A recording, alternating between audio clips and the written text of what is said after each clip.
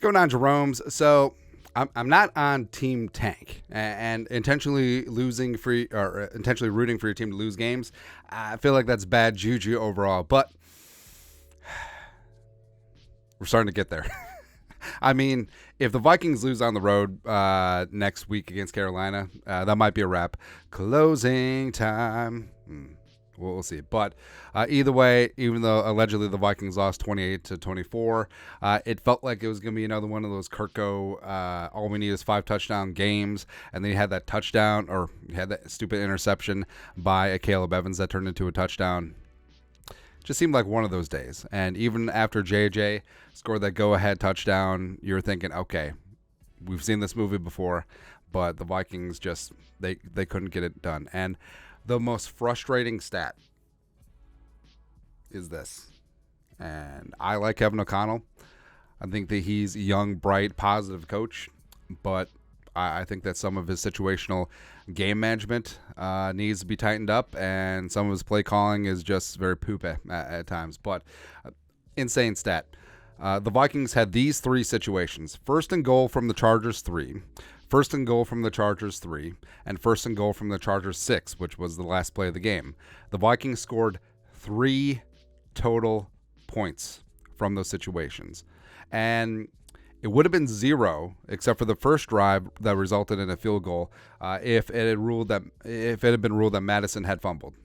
So it could have been 0 for those 3. But how do you not get into the end zone in those 3 spots in a 4-point game? It's just mind-numbingly bad. It's bad. And again, the most frustrating thing is that this is a very talented football team, and they're just kicking themselves in the dick whenever they get a chance. It's rough, man. It's rough. But per usual, we got winners and losers. I don't know. Again, it's a bad day.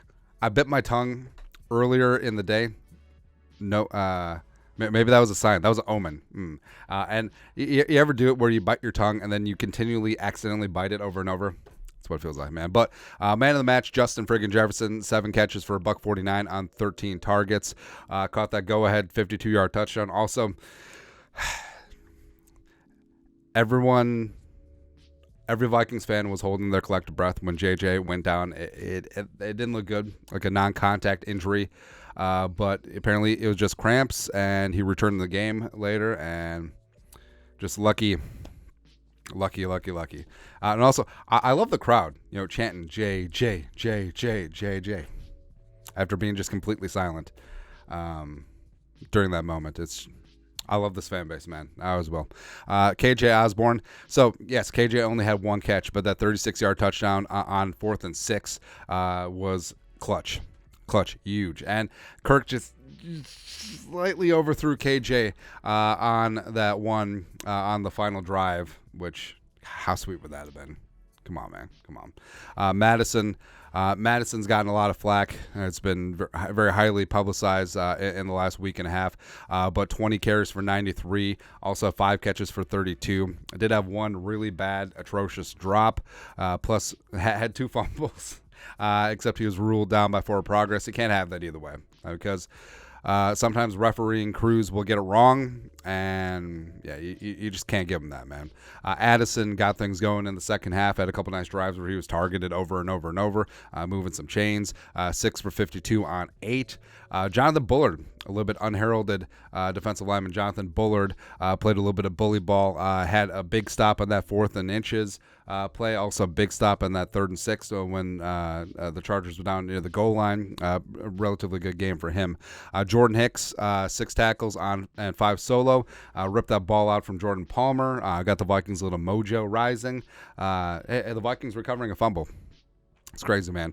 Kirk Cousins. Kirk deserves better.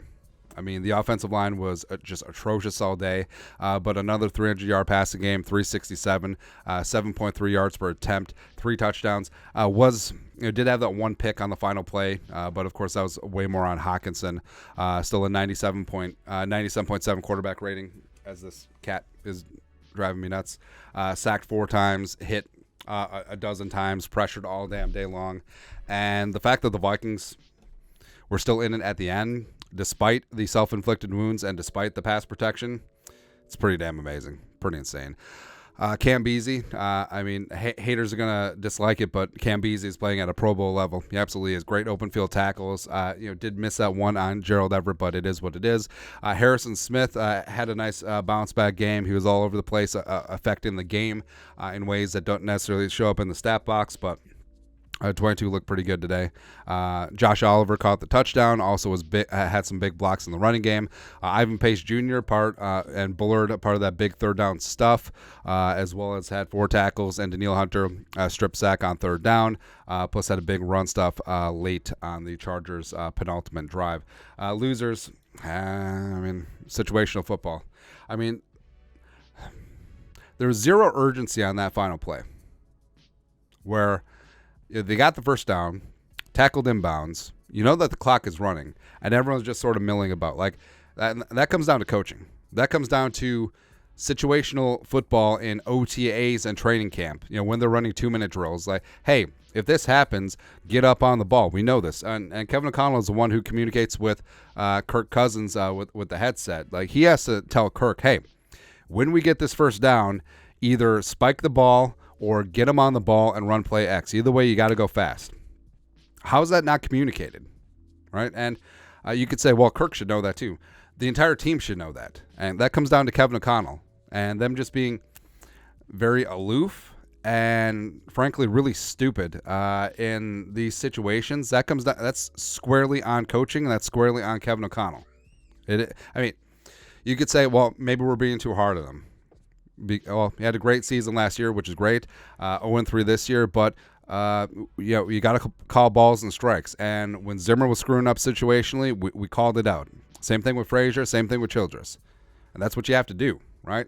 And because even though we like Kevin O'Connell personally, like, when he screws up in his job, he deserves to be called out. And also his play calling, like, having Justin Jefferson and Hawkinson and also Kirk Cousins, like, it covers up a lot of stink when it comes to play calling, but a lot of it just seems a little helter-skelter at times, and especially down in the red zone, especially on short yardage situations, it just seems like there's a pucker factor. Just like maybe you overthink things, but what should be nearly automatic, the Vikings completely struggle with. And just like the first and goal from the 3, first and goal from the 3, first and goal from the 6, you come away with 3 points. A lot of that is play calling. A lot of that is play calling, man. Then Hawkinson fumble started things off. So Hawkinson had a rough day. Like, even though Hawkinson had some stats, he had that fumble on the first drive that really took the air out of the building, as well as, of course, that tip on the final interception. It's just rough. Madison's ball security. So he had 2 fumbles that were negated by forward progress, and also they almost had a third one when he and Kirk sort of screwed up on the mesh, which looked like an RPO, but that's got to get sutured up, man. Also going back to Kevin O'Connell play calling, you literally have the worst defense in the NFL in your building, and you start out 1 for 9 on third down and end up 4 for 14, right? And also no Justin Jefferson targets in the first quarter. Like, how do you not manufacture him targets? It's ridiculous, man. Ed Ingram needs to be benched. Gave up 2 sacks, 7 pressures, a couple of penalties as well. I mean, he just needs to sit. Like, I don't care who he put in. Reisner at right guard, Ezra at right guard, Reisner at left. Don't care. Ed Ingram needs to sit. Caleb Evans, I had that DPI as well as snatched defeat from the jaws of victory. What would have been a huge, not game sealing, but a pretty damn close interception turned into a touchdown. Just sort of rough all the way around. And then the whole Keenan Allen going for 18 catches for 5 bajillion yards. Yeah, that's completely unacceptable too. Plus Mike Williams on the outside, 7 for $121 and a touchdown. It's rough, man. It's just rough. Vikings pass rush. So I love and respect that Brian Flores brings that heat.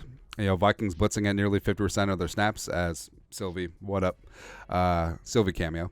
But the downside is, if you're not getting home, you have fewer guys in coverage. And the Vikings had 1 sack on Justin Herbert, maybe a handful of pressures. It wasn't a lot, but Herbert was basically looking at the blitz. The Chargers offensive line did a great job picking it up.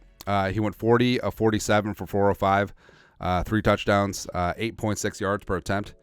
That's just ridiculous. Just completely shredded. And yeah. Andrew Booth Jr. is horrible on special teams. That's all. Offensive line play in general, even though they got the run blocking going today.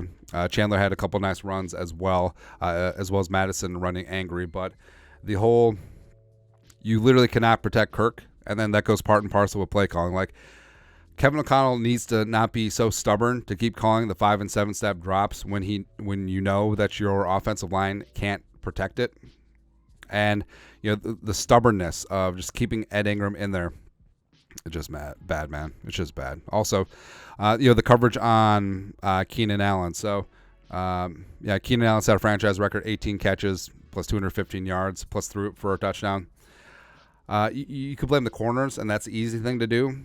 But also part of that is not pressing, and that comes down to Flores. Also, you can blitz too much, right? And if your blitz is not getting home, and you're not sitting back and playing coverage, and it's just tough all the way around. It is just tough. But allegedly the Vikings are 0-3. Again, they've beaten themselves all 3 of these games, and it would be one thing if they just got boat raced in all 3, but they didn't, and they easily could have won, but this team snatched victory from the defeat from the jaws of victory over and over and over again. But if they lose at Carolina, that could be a wrap, man. So you got the Chiefs at home. Then you're on the road at the Bears. On the road division games are always tough. Hosting the Niners Monday Night Football. Then you're at Lambeau before Halloween. Then you're on the road at the Falcons, and then you're hosting the Saints. So, I mean, the Vikings got to get something done. They got to put something together. And right now, this is a team that's looking for a lot of answers, and they got to get better situationally. They're very stupid in that regard right now. They have all the talent in the world. They need to protect Kirk. They need to start Reisner, and we'll see. We'll see. As you can probably hear my kids just having a good time because they don't watch football. Maybe there's a point to that. I don't know, man. But your thoughts are thoughts. Vikings-Chargers recap. Let us know in the comment section below. Subscribe for daily Vikings takes. Want to support the work? Put a little something in the Venmo. But until next time, Skol. Production value.